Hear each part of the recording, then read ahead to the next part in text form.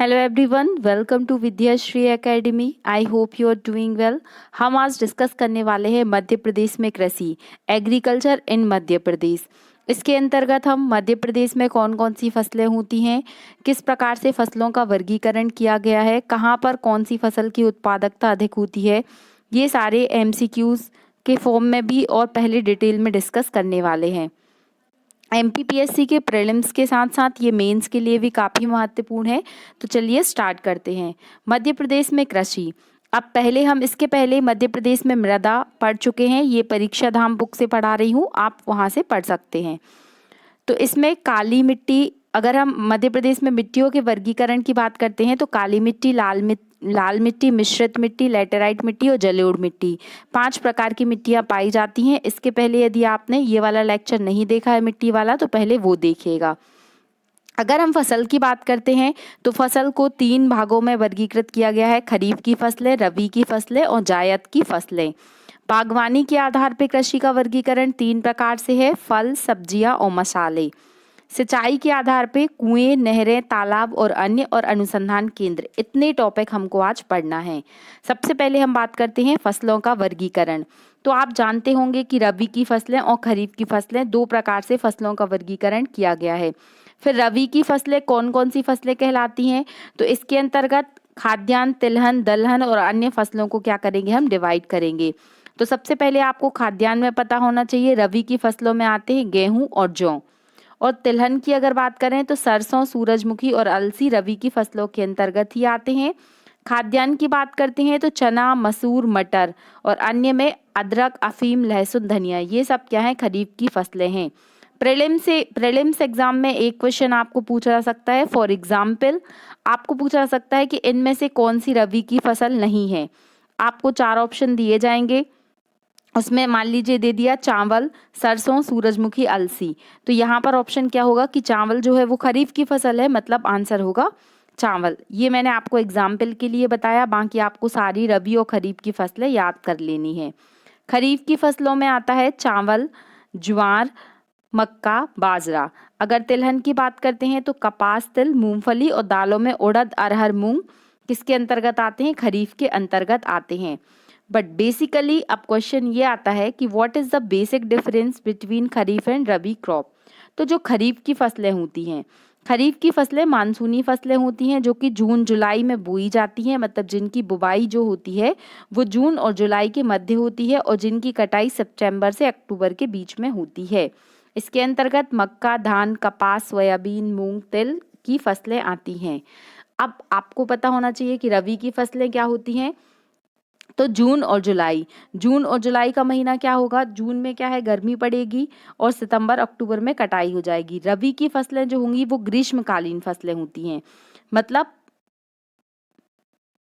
मार्च और अप्रैल के माह में क्या होगा कि रबी की फसलों की बुवाई की जाती है और इनकी जो कटाई होती है वो कब होती है, जो अक्टूबर और नवंबर का महीना होगा उसमें रबी की फसलें, शीतकालीन फसलें होती हैं, ये अक्टूबर नवंबर में बोई जाती हैं और फरवरी मार्च में क्या है, इनकी कटाई हो जाती है। तो गेहूं, सरसों, मटर, चना ये सब ठंडियों में आपको खाने के लिए मिलेंगे। तो ये रबी की फसलें होती हैं। अब बात आती है जायद कौन सी फसलें होती हैं। तो ग्रीष्मकालीन फसलें होती हैं जो मार्च अप्रैल में, जब गर्मी का महीना होता है तब इनकी बुवाई की जाती है और मई जून के बीच में इनको काटा जाता है। तो अब क्वेश्चंस यहीं से बनेंगे कि रबी की फसल की बुवाई की जाती है, आपको ऑप्शन में देगा जून, जुलाई, अक्टूबर, नवंबर। तो अभी आपको याद रखना है कि कब मानसून आएगा और कब शीतकाल और ग्रीष्मकाल आएगा, उसके अकॉर्डिंग आपको याद कर लेना है। अब मृदा तो हम पिछले चैप्टर में पढ़ चुके हैं।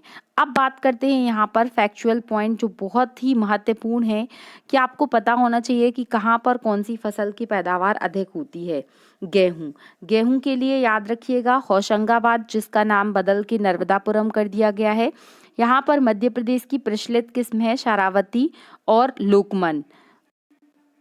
शारावती, लोकमन और राज, ये 3 नाम याद रखना है आपको। और मालवा को क्या कहा जाता है, गेहूं का भंडार कहा जाता है।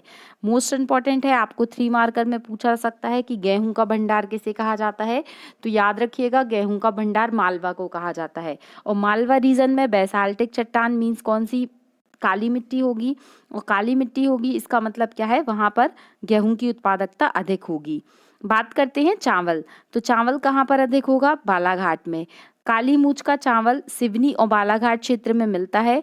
मध्य प्रदेश में चावल की सबसे बड़ी जो मिल है वो कहाँ पर है, इंदौर में है। याद रखिएगा, काफी महत्वपूर्ण प्रश्न है ये। मक्का, चूंकि मक्का जो है वो मोटे अनाज में आता है, और इस वर्ष जो मक्का को क्या है, मोटे अनाज को 2023 का फूड घोषित किया गया है। मक्का मिलेगा कहाँ पर, छिंदवाड़ा में, नीमच में और धार में।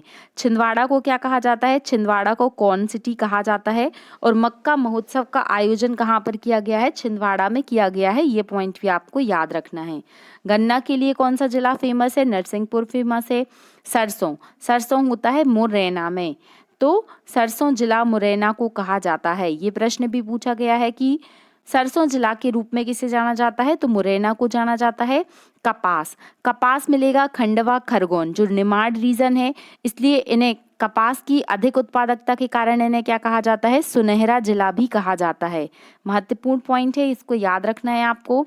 तो खंडवा, खरगोन, बड़वानी, बुरहानपुर, ये निमाड़ क्षेत्र के जो रीजन है, मतलब जिले हैं, और यहाँ पर क्या है, सुनहरे जिलों के नाम से इनको जाना जाता है।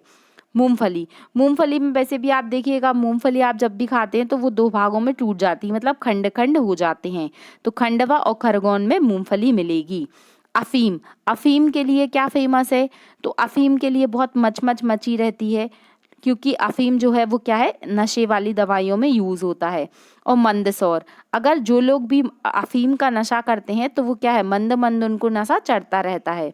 तो अफीम कहाँ पर होगी, मंदसौर में होगी और नीमच में होगी। What is the scientific name of अफीम, तो वो होता है ओपियम पेपेबर सोमनीफेरम। ये प्रश्न पूछा गया है, इसको याद रखिएगा कि अफीम का साइंटिफिक नेम क्या होता है। अब हम बात करते हैं दलहन की, तो दलहन कहाँ पर होगा, नरसिंहपुर और सीहोर में होगा। और ये प्रश्न भी पूछा गया है कि जो लेग्यूम रिसर्च सेंटर है, नेशनल लेग्यूम रिसर्च सेंटर है, ये कहाँ पर स्थित है, अमलाहा सीहोर में स्थित है। सोयाबीन, सोयाबीन कहाँ पर अधिक होता है, तो सोयाबीन होता है उज्जैन, धार में। ये मध्य प्रदेश की राजकीय फसल है। याद रखिएगा, अगर क्वेश्चन ऐसा पूछा जाए कि मध्य प्रदेश की राजकीय फसल क्या है, तो आंसर होगा सोयाबीन। लेकिन क्वेश्चन ऐसा पूछा जाए कि मध्य प्रदेश में अधिक जो फसल होती है वो कौन सी होती है, तो आंसर होगा गेहूं, क्योंकि मध्य प्रदेश में सोयाबीन का प्रोडक्शन अधिक होता है, इसलिए मध्य प्रदेश को सोया प्रदेश के नाम से भी जाना जाता है। नेक्स्ट याद रखना है आपको, गांजा। अब देखिए गांजा क्या करता है, गांजा जो लोग पीते हैं, गांजे का नशा करते हैं, तो उनका क्या हो जाता है, उनके जो फेफड़े होते हैं उसमें क्या हो जाएगा, खंड खंड हो जाएगा, फेफड़े खराब हो जाएंगे। मतलब गांजा कहाँ पर होगा, फेफड़े क्या है, बुरे हो जाएंगे, खंड खंड होगा तो बुरा हो जाएगा। मतलब गांजे के लिए आपको याद रखना है कहाँ मिलेगा, ये खंडवा और बुरहानपुर में। कॉफी, मात्र एकमात्र ऐसा जिला है बैतूल जहाँ पर कॉफी का प्रोडक्शन होता है। मध्य प्रदेश की बात कर रहे हैं हम, और मंडला। तो बैतूल का कुकड़ी हिल्स, ये क्वेश्चन पूछा गया है कि कुकड़ी हिल्स जो है वो किस लिए फेमस है, तो यहाँ पर कॉफ़ी का प्रोडक्शन होता है, और ये अंग्रेजों के समय से यहाँ पर कॉफ़ी की पैदावार की जा रही है। आई होप आपको ये सारे पॉइंट याद हो गए होंगे। एक बार रिवाइज कर लेते हैं हम क्विकली। गेहूं के लिए याद रखिएगा होशंगाबाद, चावल बालाघाट, मक्का, मक्का में क्या है, छेद छेद हो जाते हैं अगर मक्का काफ़ी टाइम तक रखी रहती है, मतलब छिंदवाड़ा। गन्ना नरसिंहपुर, सरसों मुरैना। कपास में हमने कैसे याद किया था, सुनहरे जिले खंडवा खरगोन। मूंगफली मतलब दो भागों में टूट जाएगी, खंड खंड हो जाएगी, खंडवा।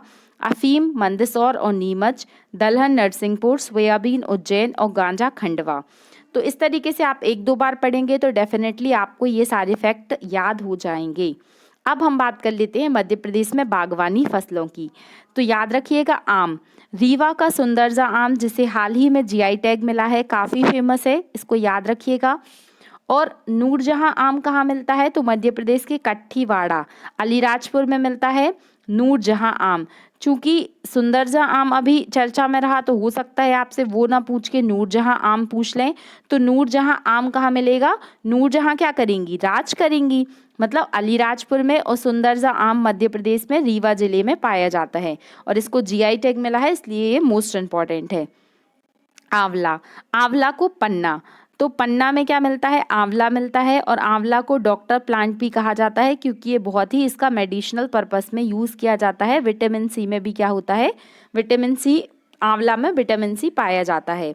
तो ये आपको याद रखना है। और ये सारे जो फेमस वो हैं प्रोडक्ट हैं, ये एक जिला एक उत्पाद के तहत भी शामिल किए गए हैं। अंगूर, अंगूर जो है रतलाम, अंगूर नगरी रतलाम को कहा जाता है। पपीता कहाँ मिलेगा, तो पपीता धार में मिलेगा। केला अनुसंधान केंद्र कहाँ पर स्थित है, ये बुरहानपुर में स्थित है। और अमरूद कहाँ मिलेगा, तो ये भी रीवा में मिलेगा। तो ये आपको याद रखना है। अब हम बात करते हैं सब्जी और मसालों की। तो उत्पादक जिले आलू, आलू इंदौर में मिलेगा। वैसे भी आपने देखा होगा इंदौर में बहुत सारे जो फुल की चाट के ठेले लगे मिल जाएंगे आपको, तो वहाँ पर आलू तो कॉमन ही है, तो आप ऐसे याद कर लीजिए। प्याज, प्याज कभी भी आप ऐसे सीधे प्याज को उठा के नहीं खा सकते। प्याज को क्या है, आप क्या करते हैं, उसके पीसेस बना के खंड खंड करके खाते हैं, तो प्याज खंडवा। लहसुन, लहसुन खाने में आप डालेंगे तो क्या होगी, उसकी मंद मंद स्मेल आती है। मतलब लहसुन कहाँ मिलेगा, मंदसौर में मिलेगा, और यहाँ पर लहसुन पार्क प्रस्तावित है। धनिया गुना, अब ये कैसे याद रहेगा, आप थोड़ी सी धनिया यदि खाने में डाल देंगे तो वो खाने का स्वाद कई गुना बढ़ा देगी, मतलब धनिया गुना। टमाटर, टमाटर कहाँ मिलेगा, जबलपुर में मिलेगा, याद रखिएगा जबलपुर। तो यहाँ पर टमाटर जबलपुर ऐसे याद कर लीजिए। मटर जो है, मटर टमाटर बहुत ही फेमस सी सब्जी है, सबको अच्छी लगती है, तो ये मिलेगी जबलपुर में, याद रखिएगा। और अदरक, अदरक छिंदवाड़ा। आपने अदरक को देखा होगा, अदरक में क्या है, छोटे छोटे पोर्स बने रहते हैं, तो अदरक कहाँ मिलेगा, छिंदवाड़ा में। ये जस्ट याद करने के लिए है, जब आप कभी भी ऑप्शन ये सारे ऑप्शन मिलेंगे ना कि आलू कहाँ मिलता है, उज्जैन में, जबलपुर में, इंदौर में, तो आपको मेरी ये वाली बातें ज़रूर याद आएंगी और आप सही आंसर टिक कर देंगे। तो याद रखिएगा, आलू इंदौर, प्याज खंडवा, लहसुन मंदसौर, धनिया गुना, टमाटर जबलपुर, मटर जबलपुर और अदरक छिंदवाड़ा। कुछ और अब मसालों की बात करते हैं। तो मिर्च मंडी, मिर्च मंडी खंडवा खरगोन, याद रखिएगा। जो बेड़िया मिर्च मंडी है ये खरगोन में है। और हल्दी जो है, हल्दी याद रखिएगा बुरहानपुर, और धनिया गुना। अब यहाँ पर पूछा गया है सर्वाधिक फल उत्पादन करने वाला जिला, तो रतलाम। अब फलों में अंगूर जो है, अंगूर का जिला कहा जाता है रतलाम को, तो सर्वाधिक फल का उत्पादन भी रतलाम में होता है। सर्वाधिक सब्जी उत्पादन की बात करते हैं तो ये होता है छिंदवाड़ा में, और सबसे अधिक मसाला उत्पादक जिला है बुरहानपुर। तो ये सारे फैक्ट आपको याद कर लेने हैं। अब बात करते हैं हम मध्य प्रदेश में सिंचाई व्यवस्था की। तो ये याद रखिएगा कि नलकूप से, नहर से, तालाब से और अन्य, मतलब अन्य रिसोर्सेज क्या क्या हैं जहाँ से सिंचाई हो सकती है। तो कुएं और नलकूप से मध्य प्रदेश में सर्वाधिक सिंचाई होती है, लगभग 67%। मोस्ट इम्पॉर्टेंट फैक्ट है ये। नहरों से बात करते हैं तो 16.8% सिंचाई होती है।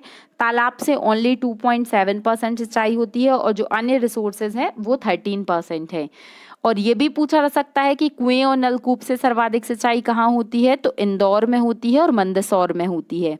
नहरों से सिंचाई होशंगाबाद, जो नर्मदापुरम हो गया है यहाँ पर, तो नहर, नहर और आप नर्मदापुरम ऐसे याद कर लीजिए। और तालाब बालाघाट, घाट घाट तालाब में आपको घाट मिलेंगे, तो बालाघाट।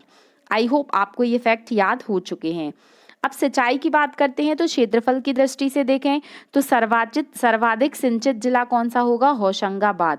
अब हम इसका नाम बदल कर क्या कर दिया गया है, नर्मदापुरम। तो सर्वाधिक सिंचित जिला। अब वैसे भी जहाँ पर नर्मदा जी हैं वहाँ पर क्या होगा, सर्वाधिक सिंचित ही होगा, मतलब नर्मदापुरम, ये याद हो चुका है। और न्यूनतम डिंडौरी, मतलब यहाँ क्या है, डिंडोरा पिटा रहता है कि पानी की कमी है, पानी की कमी है, इसका मतलब क्या है, ये न्यूनतम सिंचित जिला होगा। अब प्रतिशत की दृष्टि से बात करते हैं हम, तो सर्वाधिक सिंचित जिला होगा दतिया। अब दतिया छोटी सी है, दतिया, इसका मतलब क्या है, प्रतिशत की दृष्टि से यहाँ पर जल्दी सिंचाई हो जाएगी। और न्यूनतम सिंचित जिला, तो यहाँ पर भी लोग डिंडोरा पीटते रहते हैं कि हमारे यहाँ तो पानी की कमी है, पानी की कमी है, मतलब डिंडौरी। आई होप आपको इस तरीके से पढ़ते पढ़ते ही सब कुछ याद हो रहा होगा, ऐसा मुझे विश्वास है। तो क्षेत्रफल की दृष्टि से हमने कैसे याद किया था, नर्मदा जी है, मतलब क्षेत्रफल की दृष्टि से अच्छी सिंचाई होगी, मतलब नर्मदापुरम। न्यूनतम डिंडोरा पीटेंगे, दोनों में कॉमन है डिंडोरी। और अगर हम प्रतिशत की दृष्टि से सिंचित जिला की बात करते हैं तो आंसर होगा दतिया। अब सिंचाई से संबंधित कुछ योजनाएं जो कि मेंस प्रीलिम्स दोनों की दृष्टि से महत्वपूर्ण है। बलराम ताल योजना, बलराम ताल योजना कब आई थी? तो बलराम ताल योजना आई थी 2007 में। और जल अभिषेक कार्यक्रम कब आया था? ये आया था 2006 में। और खेत तालाब योजना भी कब आई थी? 2007 में।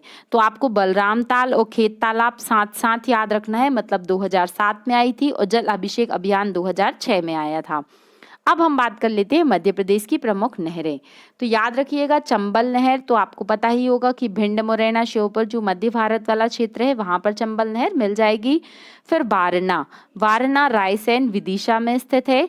गुलाब सागर, तो गुलाब सागर, गुलाब अगर किसी सागर में गुलाब लगा है मतलब वो कैसा होगा? सीधा साधा होगा। कुछ भी करके हमें बस याद होना चाहिए। वैनगंगा, ये मध्य प्रदेश की पहली नहर सिंचाई मतलब पहली नहर थी, 1923 में बनी थी और बालाघाट सिवनी में है वैनगंगा। तवा होशंगाबाद, याद रखिएगा इस पे सबसे बड़ा पुल भी बना हुआ है। और हलाली परियोजना विदिशा, तो ये याद रखना है आपको, ये क्वेश्चन भी पूछे जाते हैं कि कौन सी नहर से कौन कौन से जिले सिंचित होते हैं। अब आता है क्वेश्चन कि मध्य प्रदेश में झूम कृषि को समझाइए। तो झूम कृषि क्या होती है? ये एक प्रकार की आदिम प्रकार की कृषि है जिसमें पहले वृक्षों को काटा जाता है, फिर उसमें जो राख होती है उसमें क्या है, उसकी राख में कृषि की जाती है। इस तरीके से एक क्षेत्र को जलाया, वहां पर कृषि की, फिर जलाया, दूसरे क्षेत्र को जलाया, इस तरीके से झूम कृषि होती रहती है। जो चिमाता भील जनजाति की दाहिया, भील जनजाति में चिमाता एवं दाहिया बैगा की झूम कृषि है। ये क्वेश्चन पूछा जाता है कि जो भील जनजाति के द्वारा झूम खेती होती है उसे क्या कहा जाता है? चिमाता कहा जाता है। और जो बैगा जनजाति के द्वारा झूम कृषि होती है उसे दाहिया कहा जाता है। वर्तमान में यह कृषि क्या है? प्रतिबंधित है। अब मध्य प्रदेश में कुल कृषि अनुसंधान केंद्र हैं, वो कौन कौन से हैं?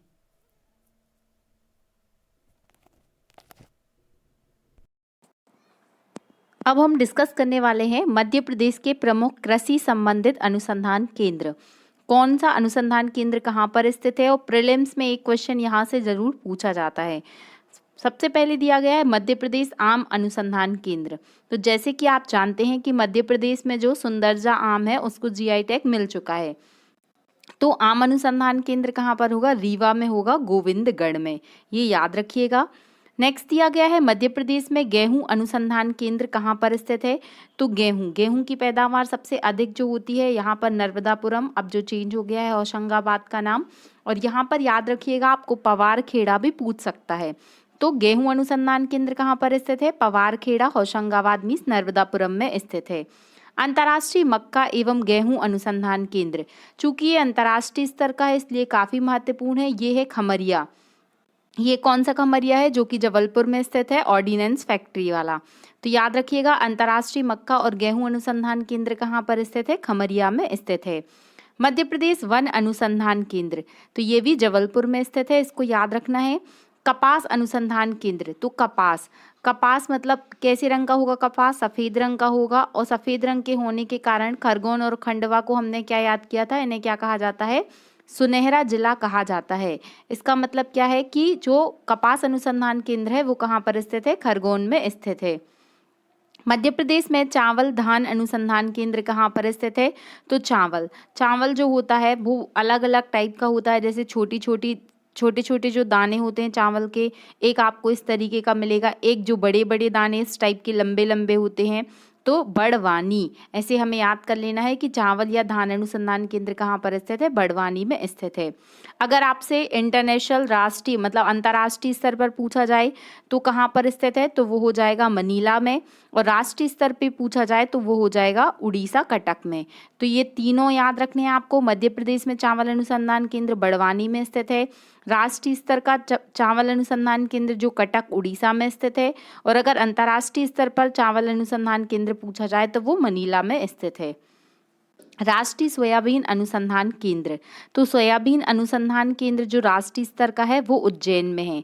और अगर आपसे सोयाबीन संयंत्र पूछा जाए तो आंसर चेंज हो जाएगा, आंसर हो जाएगा उज्जैन। तो ये याद रखिएगा। फिर दलहन अनुसंधान केंद्र कहाँ पर स्थित है? तो अमलाहा, सीहोर। सीहोर में कौन सा अनुसंधान केंद्र है? दलहन अनुसंधान केंद्र स्थित है। मध्य प्रदेश कृषि अंतर्राष्ट्रीय रिसर्च सेंटर कहाँ पर स्थित है? ये भी अमलाहा में स्थित है। तो याद रखिएगा, चूंकि दलहन उत्पादन में मध्य प्रदेश का काफ़ी अच्छा जो रैंक आता है, हमेशा प्रथम स्थान पर ही रहता है, तो इसीलिए याद रखना है कि दलहन अनुसंधान केंद्र और मध्य प्रदेश कृषि अंतर्राष्ट्रीय रिसर्च सेंटर दोनों कहाँ पर स्थित हैं? अमलाहा सीहोर में स्थित हैं। गन्ना अनुसंधान केंद्र कहाँ पर स्थित है? तो ये बोहानी या गाडरवारा जो नरसिंहपुर जिले के अंतर्गत आता है, यहाँ पर स्थित है। मध्य प्रदेश में अंगूर अनुसंधान केंद्र, तो ये हम पहले याद कर चुके हैं, रतलाम में है। और केला अनुसंधान केंद्र जो है वो बुरहानपुर या सुखपुरी में स्थित है। प्रस्तावित लिखा हुआ है, याद रखिएगा इसको। एक बार फिर से रिवाइज कर लेते हैं क्विकली कि याद हुआ है कि नहीं हुआ है। मध्य प्रदेश आम अनुसंधान केंद्र, तो आम कहाँ पर है? आम रीवा में है। और गेहूं अनुसंधान केंद्र कैसे याद किया था हमने कि नर्मदा नदी में बहुत अधिक पानी है, तो क्या होगा, उसके किनारे गेहूं की पैदावार अधिक होगी, मतलब गेहूं अनुसंधान केंद्र नर्मदापुरम पवारखेड़ा में है। अंतर्राष्ट्रीय मक्का और गेहूं अनुसंधान केंद्र कहाँ पर स्थित है?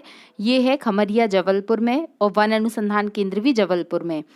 फिर कपास अनुसंधान केंद्र खरगोन में है, चावल अनुसंधान केंद्र बड़वानी में है, सोयाबीन अनुसंधान केंद्र इंदौर में है, और सोयाबीन का जो संयंत्र है वो उज्जैन में है। दलहन अनुसंधान केंद्र सीहोर में है, और कृषि अंतर्राष्ट्रीय रिसर्च सेंटर भी कहाँ पर स्थित है? सीहोर में स्थित है। तो इस तरीके से आपको एक दो बार पढ़ेंगे तो आपको ये याद हो जाएगा। ये बहुत ही महत्वपूर्ण चैप्टर है prelims as well as mains के लिए, और आपसे इंटरव्यू में भी मध्य प्रदेश की कृषि से संबंधित प्रश्न पूछे जा सकते हैं। तो आपको बहुत अच्छे से पढ़ना है, एक दो बार सुनना है, तो आपको सब कुछ याद हो जाएगा। जब भी आप लेक्चर सुने तो आप पेन कॉपी में जो की पॉइंट्स हैं आपको इंपॉर्टेंट लग रहे हैं, आप उनको नोट कर सकते हैं। अगर आपको ये लेक्चर अच्छा लग रहा है तो अपने दोस्तों तक शेयर कीजिएगा, और चैनल सब्सक्राइब नहीं किया है तो चैनल को सब्सक्राइब कीजिएगा। Thank you so much. पढ़ते रहिए, खुश रहिए। जय हिंद, जय भारत।